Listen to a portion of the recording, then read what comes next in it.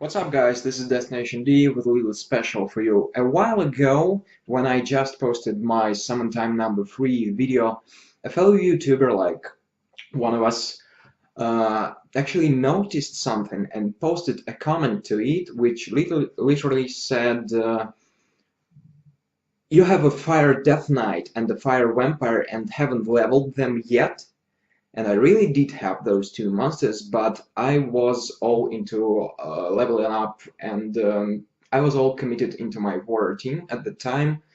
I just got my water Epician priest from previous summon time, and I replied something along those lines that I need strong water monsters to fire Volta. Yes, I was trying to deal with him even back then, and I still didn't do that. So I replied something along those lines, and he replied to me that yes, it makes sense, but those two monsters are real powerhouses, so you should pay some attention on them. And I really was committed into powering up my water team at that time, and since then I got my Arena, which is a pretty strong monster. She has great skills like her basic vampiric attack and her ability to proc a shield when she's critically hit, and of course her heals. And when they are teamed up with my Garrosh, they really kicks ass because Garrosh has self heals each turn, and also he receives a 100% bonus from any other healing spells that are cast on him. So when they are teamed up, they are really a strong team together. So since then I got my Arena, as I said before, and I also got my Sue, the Water Rakshasa, which I awakened in one of my previous videos, and she proved to be a really strong monster. She has really good DPS. She puts good dots on monsters and other debuffs, and she's pretty good. And also in my last summon time, I got the Water Phantom Thief, which proved to be a really good monster. I didn't level him up much, but he is powerful due to his stuns, and of course he is ruined in order to provide more chance to stun enemies. And I am also trying new runes, shield runes on him. As for now, they seem to be pretty cool because they are repopping the protective shield each tier of this level, not only in the very beginning, but each tier of this level. So this is pretty awesome. But I also had this thought at the back of my mind that I should give my vampire some love, and I did.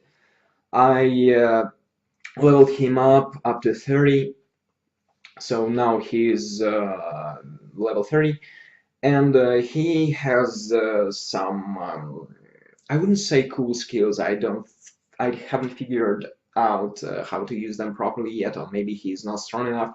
But his basic attack, he deals 2 strikes, and they are healing him for a certain amount of HP. He has a pretty strong second attack that has a good chance to crit. And he has a leader skill which is applied to dungeons, and this is an attack speed buff. I like this one. I use it all the time on my Wind Oracle, and it's pretty awesome. And I think the interesting part with the vampire begins when you awaken him, because he will get this new skill which will increase the attack bars of all the allies by 20% each time the vampire critically hits. That's why I went with all blade for him, because I want him to crit as often as is possible. And I think that if I awaken him, he might prove to be a really strong monster, and this is why I spent some time to gather all the required materials. And now I'm gonna awaken him right before your eyes. So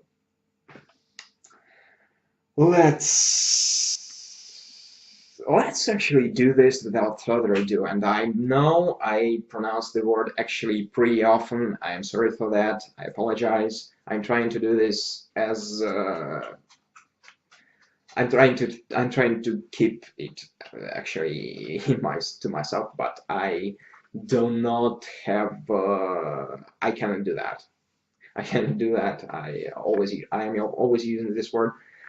Okay, now let's awaken my vampire, and he will turn into Verdehile, the monster that I think you used to see on some game loading screens.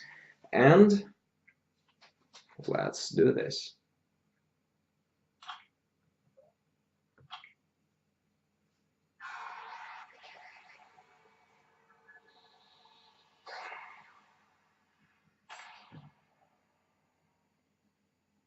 He looks awesome, does he?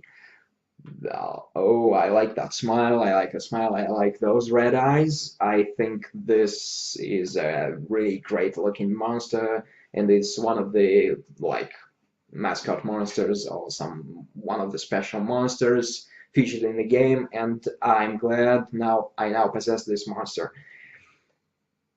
So he now has this special skill, and I'm sure this is cool, and more so because he's ruined to deal crit damage all the time, well, as often as he can. But of course, if I want to put him to some challenge, I want him as powerful as it's possible. So, of course, I have prepared some fodder monsters to evolve him right away. And we're gonna do this right now. And we are evolving.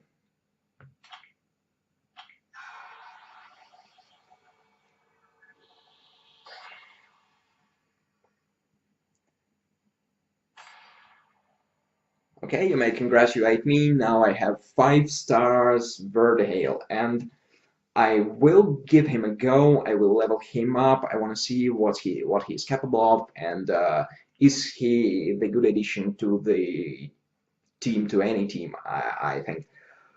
So that's it for now. I think my next video is gonna be summon time, because not only I want to get more powerful monsters, and I was not so lucky in previous summon times, but I also am in desperate need of fodder, because I've spent all my fodder to evolving new monsters, and now I need at least like new 3 stars fodder. I have pretty many of them, but I want to keep them for the time being.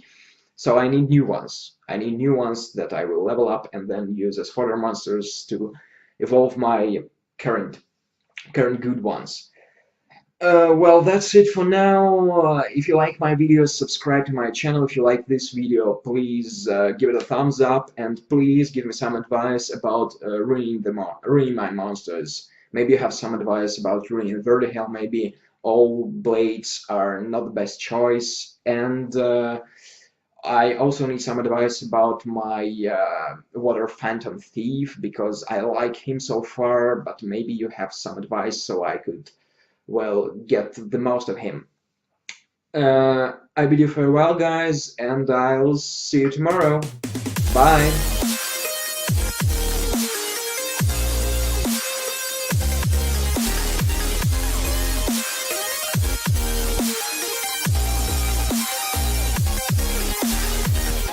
You are the nightmare, makes me scared to close my eyes.